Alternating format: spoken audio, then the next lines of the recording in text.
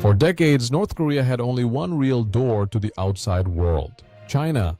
Food, fuel, and diplomatic cover, almost all of it passed through Beijing. But in 2026, that monopoly began to crack.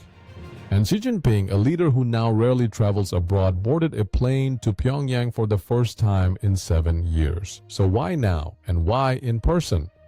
To understand this trip, you have to drop the word allies.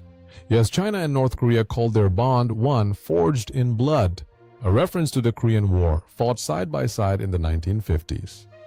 But blood is not the same as trust.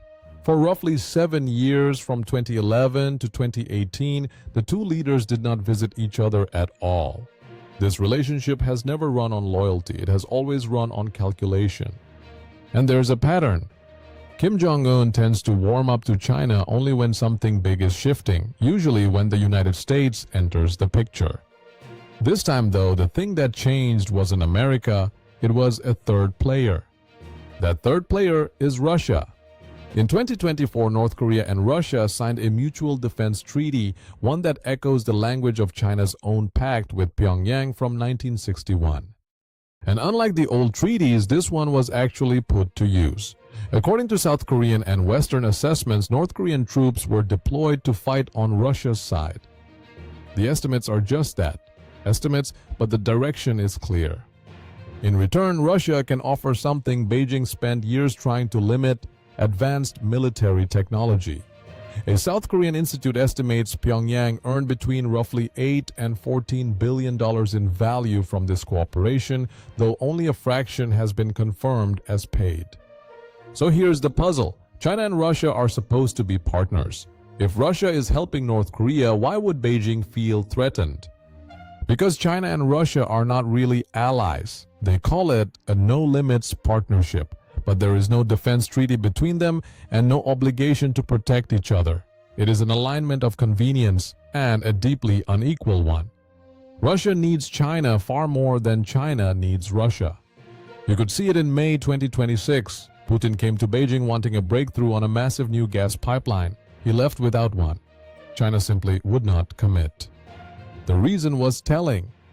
Beijing did not want to become too dependent on Russian energy. Take the deal, keep the distance. And that same instinct extends to North Korea. From Beijing's perspective, North Korea is a buffer, a barrier that keeps American forces away from its border. China is happy to support that buffer. It is not happy to lose control of it. So step back, and the same story appears in 3 places at once. In the military, a treaty only China used to hold. In history, the blood alliance language Russia now borrows. And in the economy, a trade lifeline China once monopolized. In all 3, something Beijing alone used to provide is now being offered by Moscow as well. And that reveals a quiet rule of power.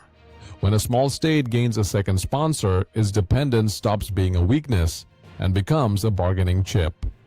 That is the real reason Xi got on the plane. This visit was not about rescuing an old friend, it was about counterbalancing Russia and reminding Pyongyang who its most important partner still is. And it seemed to work. Kim called ties with China his country's most important strategic task, but he said it while keeping the Russian card firmly in his hand. The scale hasn't settled yet, and for now, Kim is the one holding it. If this gave you a new way to see the region, subscribe, and we'll see you in the next one.